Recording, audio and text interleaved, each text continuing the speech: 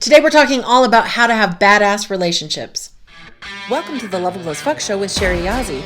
I am a plus-size Indigenous woman in a world that tells me not to love myself. I fucking do. Here's how I do it.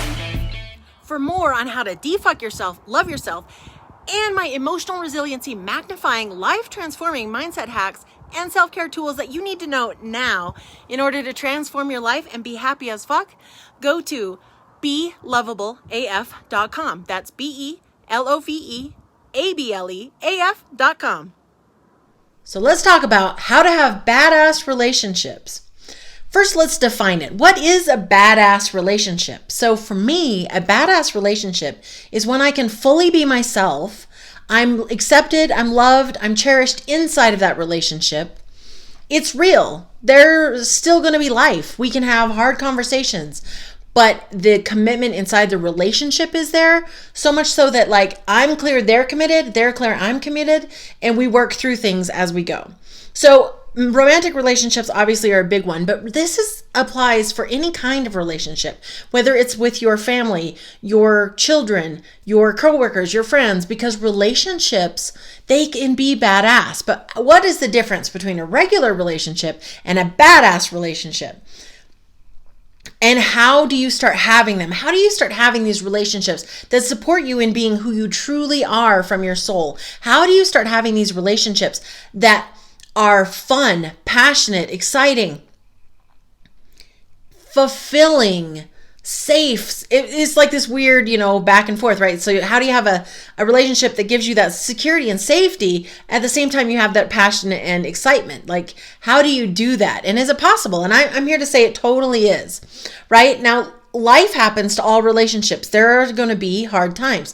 That's my personal thing is every time there are challenges, I guess is what you could call it. It doesn't have to be hard times, but it's challenges, especially because sometimes what their expectation is different than your expectation, and that's okay.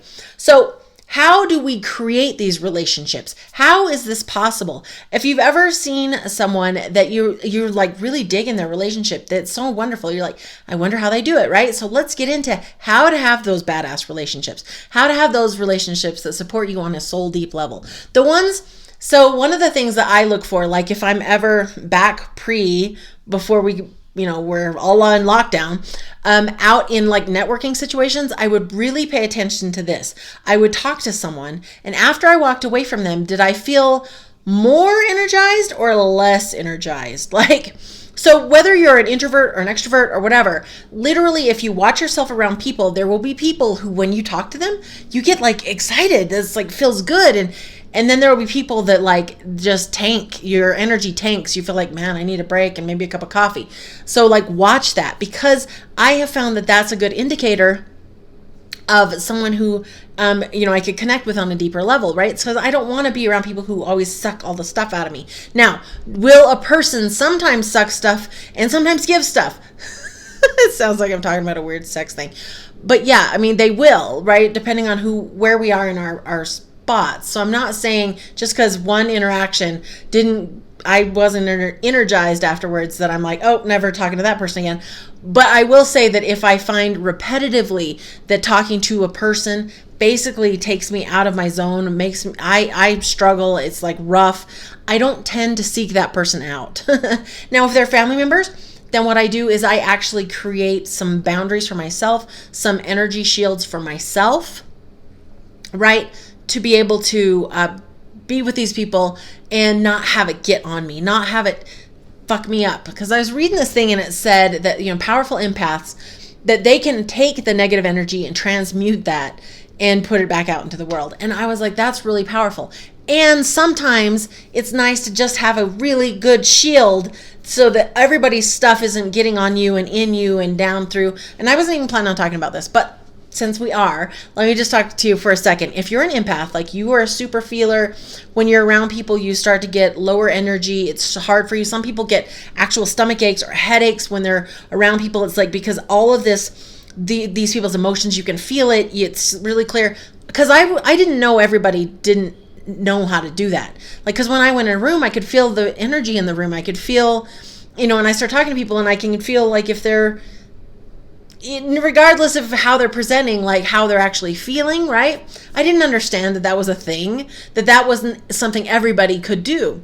So if I'm describing you, you know who you are. You may have already raised your hand, raised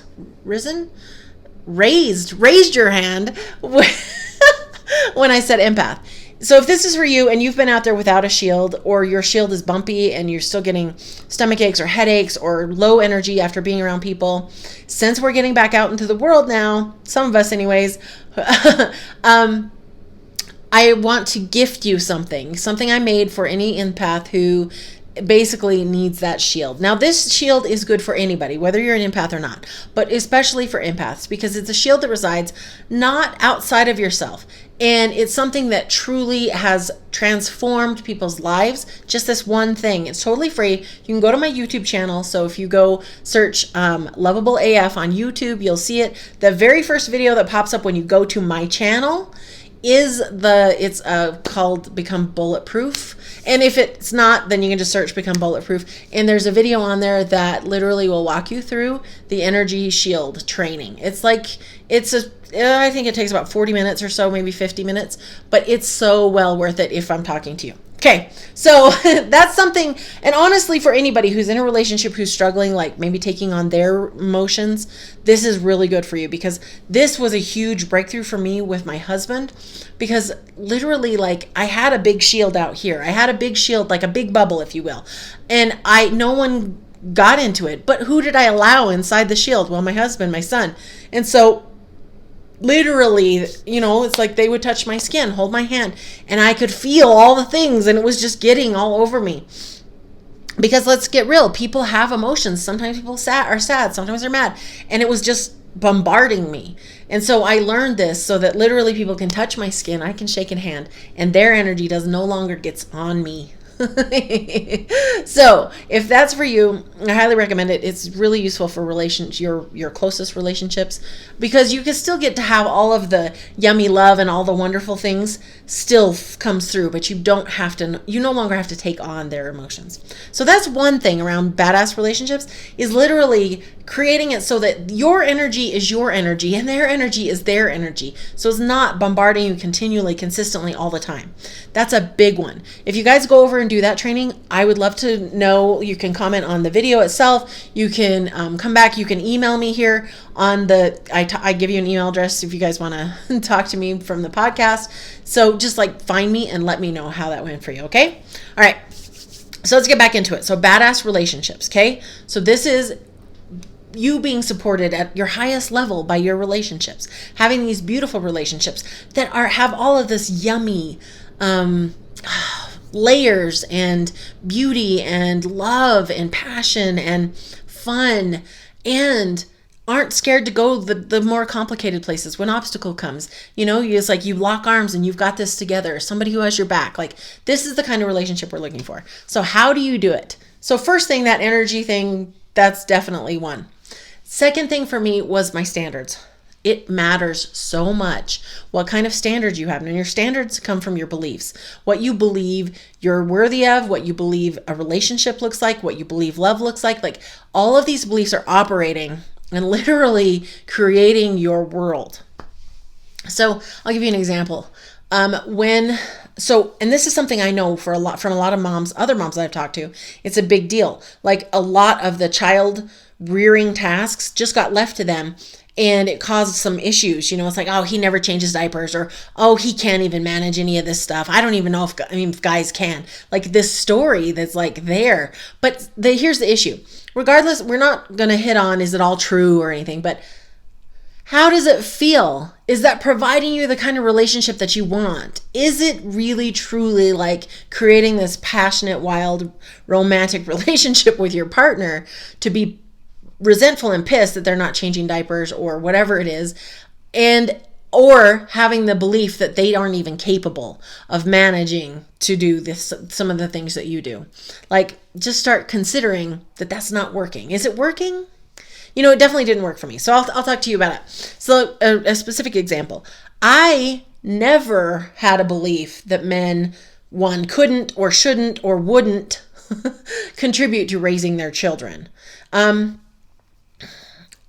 because my grandpa, who is just truly one of the most stellar people I've ever met in my entire life, he is a caretaker. He was the one when I got sick, I wanted to go to his house. He would make me this beautiful couch bed and turn on shows that would make me feel better and make me any kind of food that would make me feel better. He took such good care of me. And he was always like that. I mean, he was the guy who, even as a young man, was taking care of other people's kids. And kids just gravitate towards him because it is that just beautiful energy that you'll be taken care of and delighted in. And so I knew that men took care of kids. That's what, I mean, the best men all take care of kids, and they show up. And so I had this belief operating. I didn't even understand that this is what was happening, right? But this was the belief that I had instilled in me from a very young age. Now, I don't think that my father stepped up at the same way that my grandpa did, but it doesn't matter, right? Like, where I got it was the belief that a good man takes care of his kids. Like, it was absolutely just there. It's what I believed in a deep, deep core way. And so when our baby came, Matt actually did more of the diaper changing because I had this theory. He's like, hey man, I just gave birth to him. I think you can handle this shitty detail for a while more so than me. And he was like, okay, fair deal, because I was in labor for 36 hours. So right there, it was a belief that created a standard that then created something in our relationship and created it in a way that it was just natural. He and I split like bedtime. So like, I've had friends, we talk about, one of the struggles is that they're always the one to take their kids to bed and they want to be doing some work or things during that time period. And I'm like, well, why don't you just switch off with your husband? Because again, since my belief was that good men take care of their kids, it was never even a question, right? I was like, hey, I was like, actually, as Maseo was little, after I stopped breastfeeding, like Matt started taking him to bed to try to like wean him, if you will, right? And so then we started splitting it up. He would take him to bed, and then I would take him to bed the next day, and then we would just alternate. And then when we got to school, same thing. If he took him to bed, he got up and got him ready for school. If I took him to bed, I got up and got him ready for school. And we just alternated. And it was truly a great support to me in our relationship that I wasn't carrying that burden, that load all alone. And I understand, because we had a business together and worked from home, that this was an option. I'm not saying it's an option for everybody, but I know some people that it is an option and they're not utilizing it. They are not taking that time for themselves. And then they're getting upset when they're run down, when they don't have that free time, and they're resenting their partner. And see, all of this came from a belief, right? All of this came from a belief that good men take care of their kids, okay? And it created this actual pattern in our relationship, a standard, if you will. And it's a standard that he was happy with as well, because he got to be there for all those wonderful times with my son. He got to give him the baths. He got to tuck him in. He got to get ready for school. And yes, are there times when you get up to get ready for school with your kid where you're like, if I have to say, will you brush your teeth one more fucking time, I'm going to lose my shit. But you got those experiences too, right? So it was truly a gift that we both have been here parenting our son together in this 50-50. Now, are there other places where I have beliefs that have not worked or have been an issue, or I've had to shift my beliefs? Absolutely. So I realized I was kind of carrying the whole mental load of the house. And this belief stems from watching my mom, a single mom, and my grandma, who's very powerful, like watching them manage everything. And so my belief, right, is women, we're powerful and we manage all the shit. And I realized one day that I had so many balls in the air between the business and, again, like I said, my husband shows up and takes care of my son. But I was still managing all the things, like the school things. And then when he went into online school, I was managing all that. So it was like I was taking on all of the management of everything around the household, a whole bunch of our business, a whole bunch in our relationship, and it wasn't working. And so that, again, came from a belief. So these beliefs, when we start shifting them, change our standard of what we want. So as I started moving through this, I realized that I didn't want to carry the entire mental load. There were things I wanted to just give over there and just know that he had it and he was managing it. And we go piece by piece. I make requests and we work this out. My microphone cord is all moved. Okay. So, that's the difference. Okay. And also, and then it goes all the way down to back when my husband and we would fight a lot. So, and it's not that we don't still disagree and argue, we do. But this fighting was different. This fighting always led to me in a puddle of tears, extreme hurt, and a lot of pain, crying in my closet, crying in the car, just obsessing about all the things that were wrong with me, all the ways that I wasn't lovable. And this absolutely came from a belief of me not being lovable, me not being worthwhile, me not being a priority for anybody because I'm not important, because I'm not worthwhile and I don't deserve it. And that belief right there was truly fucking up our relationship. And don't get me wrong, we both tried to make a big difference in our relationship as far as we did seminars, we read books, we went to a couples retreat, we did couples counseling. I mean, we did all the things. I'm not saying we didn't try. He tried, I tried, we tried together. And yet some things would start working. And then a stressful day would hit and boom, we're right back in it. And we're in this where basically we start this fight. It spirals out. I get jealous. I'm really insecure. He says something mean and I would be in a puddle and it would just be this, like my heart had been ripped out. This was the pattern. Okay. And neither of us liked the pattern. Neither of us wanted to continue the pattern. We both wanted to be married. And here's the thing.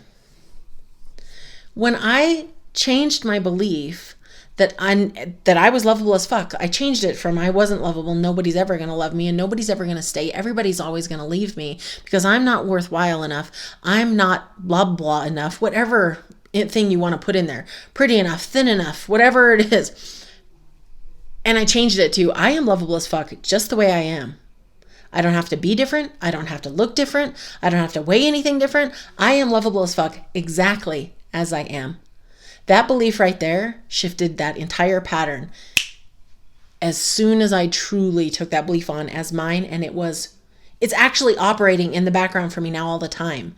So think about the difference of the quality of life between operating with a belief in the background that's I'm unlovable and always looking to prove that versus I'm lovable as fuck and always looking to prove that. Your brain, I'm not like intentionally doing it. My brain is combing through there looking for proof, right, that I'm lovable as fuck. And it shows me again and again all the time. It shows up in other people, in words, in recognition, in things my son says to me, in my relationships. Like it just keeps showing up because my brain is continually hunting for it and showing it to me to reinforce that wonderful belief. So that right there is how I raised the standard, because then I no longer needed to have those fights. I no longer needed to basically have it proven that I wasn't lovable anymore. And that's where the standard changed. That's where our relationship changed. That's where we no longer were doing that pattern. Because his side of the pattern provided him something as well, right? So he had to figure out how to stop doing that and figure out a different way to deal with that. But see, that's all over there. I can't do anything about any of that. But what I can do is over here. So if I want a badass relationship, I want to have a new standard, I need to fucking fix my beliefs. The ones that are fucking me up, the ones that are not serving me, the ones that were trapping me in a miserable pattern, tolerating shit that I didn't want to be tolerating, just selling myself out, not enforcing my own boundaries. If I'm talking to you, you know who you are, right? And if this is you, I want to tell you, there's hope. There's something else available, right? There absolutely is. So if this is sounding like you, I have a brand new totally free training. And it's called Stop Selling Yourself Out in Relationships. So if you've been obsessing about your looks, other women, your weight, and you are done with that, you're a powerful woman, even if you aren't present to it currently, who deserves love and security, and you're ready for that. You are ready to shift those beliefs. You are ready to start creating your badass relationships. If that's for you, click down in the links it's going to go to a page, and it's all about the free event. In this event, I'm actually laying out the entire Loveable as Fuck framework. So literally, how did I get from hating myself to loving myself? How did I get from almost losing my marriage to a really solid, strong, connected marriage? How did I do this? And it's the full framework. And I'm really excited about sharing this with you, right? Because this is going to be exactly how I did it. All of those years, all of that time, all of the things that I've learned, I'm going to give you the full overview of the entire framework, how it works and how it could work for you.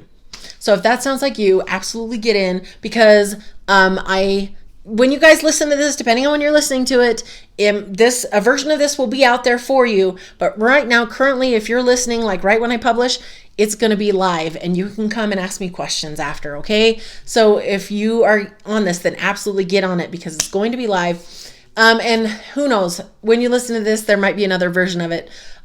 We will have to see. Everything's a test out in the world. But I'm really excited about this. And if this is for you, I want you in there, because I want you to have those badass relationships. I want you to have the relationship that is supporting you in being your, truly authentic self, no more pretending, and something that is, you're wildly connected to your partner. You have this beautiful connection available with your kids. If you have safe family members, your family members who are safe, like friends, because connection is the key. Connection and love, right? That's the medicine. That's the thing. And I will give you this one little tidbit before we go. I was reading online, and it said that, there's a study about the rats. So if you put a rat in a cage by itself, and there's regular water and heroin-laced water, and they will drink the heroin-laced water and this eventually kill themselves. And someone was like, okay, but what if we put him in a cage with all of the things a rat could ever want? Great food, there's sex, there's toys, and there's other rats, friends, all kinds of great stuff in there. And those rats actually they didn't like the heroin water. They drank more of the regular water. And if they ever did drink some of the heroin water, it was very much in moderation. And it was like this whole idea of, we need different cages. We need to not be isolated. We need to be connected. And this is the thing. If you're listening to me and you're hearing my voice, I want you to know that I was the woman in my closet crying on the floor. I was the woman who thought that I was the only one, right? Because I was so fat, so ugly, so all the things. And I was never going to be lovable. If I'm talking to you, you know who you are. It doesn't have to stay like that. You don't have to do that anymore. I've made things for you because I was that woman and I got free. And now I'm like, fuck this. Let's free all the women. Because you deserve it. You deserve that connection. You deserve the love, because you are lovable as fuck, no matter what. You are lovable as fuck exactly the way you are. All right, guys, that's it for me today. I hope you have a wonderful day, and I'll see you soon, or talk to you soon. To send me your questions or stories, email me at loveableafshow@gmail.com. If you love the show, please comment, like, and subscribe if you're on YouTube. And if you're listening on the podcast, please leave a review and subscribe to help me get this show in front of more women who need to know that they are lovable as fuck, just as they are. Check out the show notes or go to belovableaf.com. That's belovableaf.com for more of how to unfuck yourself, love yourself, and be happy no matter your size. I said it before and I will say it again. You are lovable as fuck, just as you are.